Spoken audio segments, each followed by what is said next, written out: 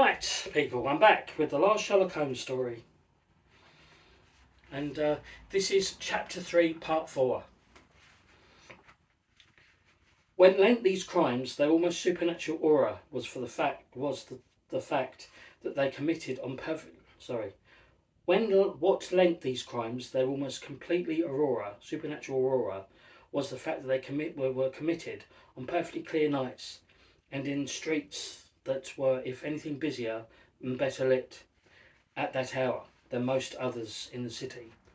The lighting was largely provided by lodging houses. These huge brick barns, containing hundreds of beds to rent by the night, each carried a lamp suspended above its front entrance as a beacon, to guide the footsteps of its patrons, who, coming and going as they did at all hours, in turn, accounted for the relative busyness of the streets compared with those of more respectable and better ordered districts. Throughout the night, this tide of humanity, though it might slacken, continued. Though it might slacken, continued to run. No sooner did the beer shops let out then the lodging houses took in, and at all times there was the constant trickle of those too poor to hire a bed, those in search of the bars that never closed, those too drunk to find their way, those too exhausted to care, those in fractious moods, and those bent on larceny or worse, and finally and impossible to forget as they were to ignore.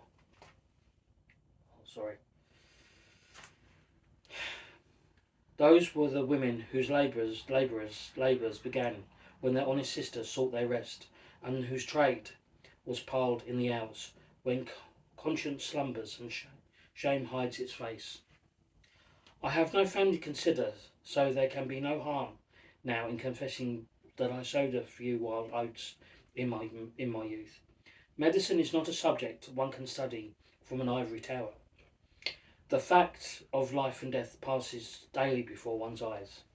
Oh, sorry, I got something in my eye. Oh, sorry.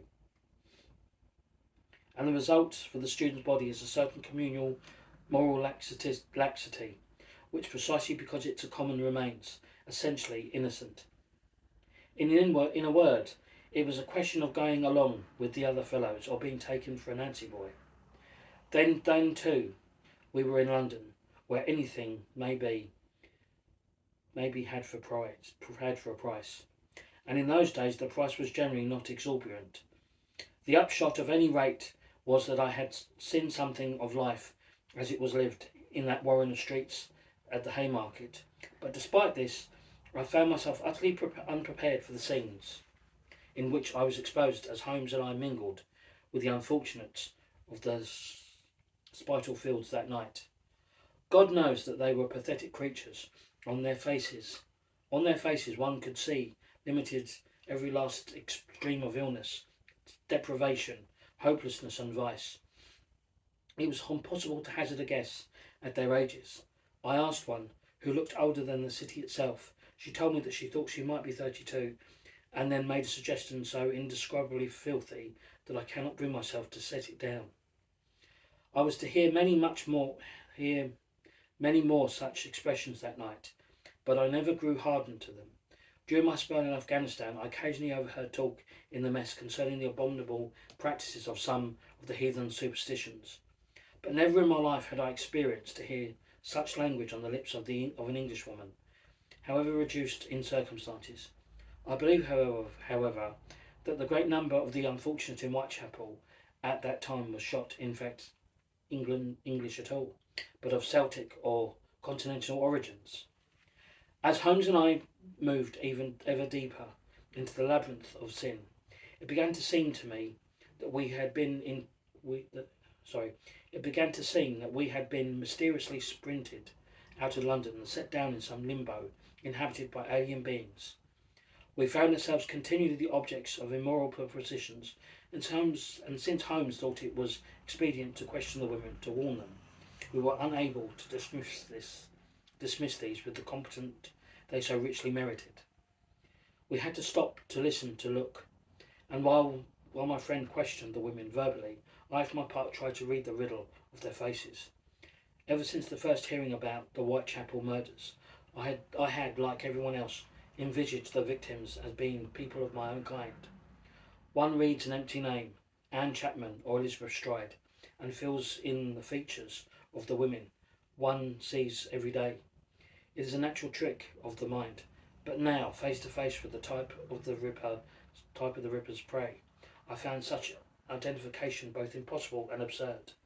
Whatever else might feel about these hags, one thing was absolutely clear: they were not as other women, or even as other people. Rather, they were other species altogether. To my amazement and dismay, I found that the moral fury with which I had burned on learning of Moriarty's atrocities was now sensibly subsiding under a cloaking layer of cold indifference. I found myself posing terrible and unanswering questions. What did it matter? What difference did it make whether the Ripper picked as this one or that, or none, or all of them? No one would miss them. No one would care. No one, not even themselves, would regret their passing. Most were already dying by degrees of disease and inanition, and the Ripper's knife would be infinitely quicker and more merciful than the agonies that would attend their natural deaths.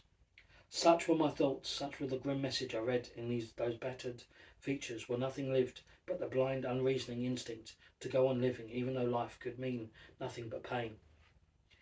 It was past one when we returned cold and weary to the police station. My leg was starting to make trouble for me, and I was glad to be able to rest by the fire with a warm drink. Holmes was growing increasingly taciturn as our patrol had continued. Now he sat sullenly at the table, studying the plan affixing to the wall. At length I went over to join him. One odd thing I had noticed was throughout our wanderings in Spitalfields, we had hardly encountered a single policeman. I attempted to question my friend about this, but he only murmured something about the open door of the trap. Lestrade, meanwhile, was as voluble as Holmes was recipient. He harped on and was carrying a voice about the waste of time and money caused by the fruitless patrolling and opinion and opinioned that such was invariably the result, while when pen pushers started meddling in the affairs of the police. To all this, the assembled detectives added their ferocious assent. Suddenly Holmes sprang to his feet, took his coat and hat and walked out. I hurried after him, but he was moving so quickly that we were in the streets before I caught up with him. To my chagrin, he attempted to repulse me. "Stay behind, Watson. I can see your leg is giving you pain. It's nothing. I'm quite used to it by now. But I really have no need of you, my dear fellow. Must I be blunt? You can be of no assistance." But I was not put off this time. "I'm coming, Holmes, and that is final. If you think for 1 minute I can sit there listening to Lestrade and drinking tea while you are out here facing, oh, very well, then suit yourself. But you must make haste. Moriarty's already on the prowl. I can sense it." The wind whipped as light rain into our faces. Holmes was walking at such a pace that I had the greatest difficulty in keeping in stride with him. His eyes darted relentlessly from side to side. His hands were tightly clenched, and his whole frame seemed to tremble with agitation. Then, quite suddenly, he stopped dead in his tracks and gazed into the darkness ahead of us. I looked, but I could see nothing remarkable. Then I realised that his fit was one of abstraction. "Twice, Watson," he said in a voice quite wonder. "He must kill twice on the same spot." "What? Aha! A pretty problem. This evening's victim and the one we robbed of him last time. But he will have to kill them both on the same spot, or he throws his initial out. A pretty problem indeed." I paused to consider this question, but my companion was already yards away and moving almost at a run. I hurried again after, but no sooner was I abreast of him than he once again pulled up short.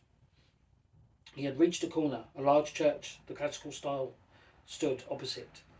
looking sadly out of place in this neighbourhood. Holmes' bony fingers encircled my wrist and pulled me back into the doorway as a public house. A moment later I heard footsteps. Holmes' whisper was barely audible, yet I rocked on my feet as though he had struck me. Is it he? The next instant a figure pulled swiftly or by our hiding place. It was too dark for me to make out anything by his features, but by some token Holmes and I escaped his notice. He crossed the road obliquely and disappeared into the street opposite without for a moment slacking his pace.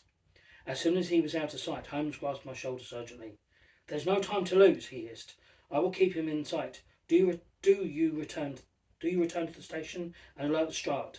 He has his orders, but for God's sake, hurry."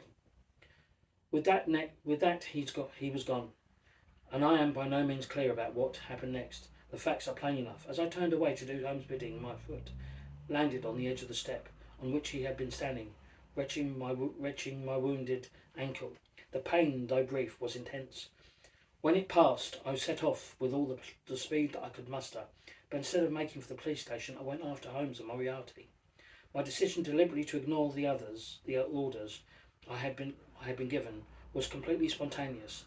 I would be hard put either to justify or explain it. Perhaps I had simply been deceived too many times lately by Holmes' stragglums, and had grown suspicious. And at all events, my own thought now was to stick by my friend, whatever he was about, whatever he was about. Moriarty might indeed be the devil's incarnate, but I had no doubt he would stop a revolver bullet at the same as any other man. At Holmes' suggestion, I had equipped myself with a pair of rubber-soled tennis shoes, and mine was thus a soundless progress along the dreary streets. I had kept my eyes fixed on the pavement before me. My wound was still throbbed uncomfortably, and with another mishap would incapacitate me for several minutes at last. As I reached the next corner, I glanced up only to find that Holmes had vanished from my sight. Moriarty I could just make out as he passed beneath a lamp, walking straight ahead towards Bishopgate. To my right rose the walls of the market. Looking to my left, I was astonished to see Holmes' tall figure hurrying towards the next street. Even as I watched, he turned the corner, so he was now headed back in the direction he had come. Utterly mystified, I hastened after him. The street, however, once I reached it, proved to be empty, but for three vagrants parched on the curb, swelling beer from a can. I tried to collect my scattered wits, even as I ran. Holmes could not have gained Commercial Street again before I rounded the corner. He must therefore have entered one of the houses or courtyards in the street. But with which one?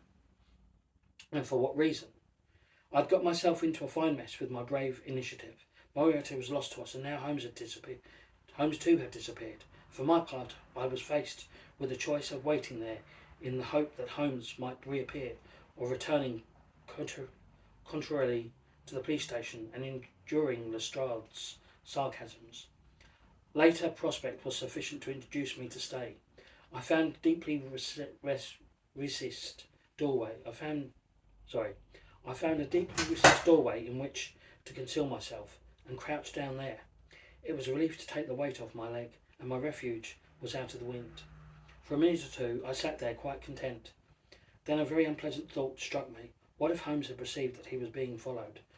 Would he not naturally assume that his pursuer was one of Moriarty's accomplices?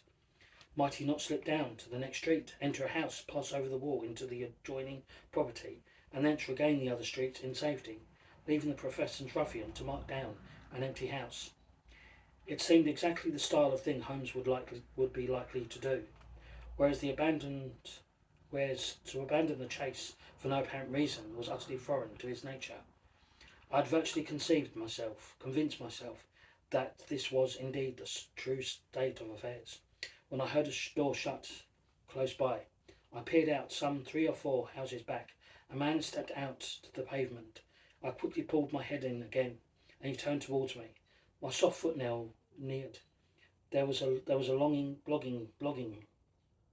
lodging house adjustment. When he placed his face, caught the light and from its lamp, I'd almost give the game away.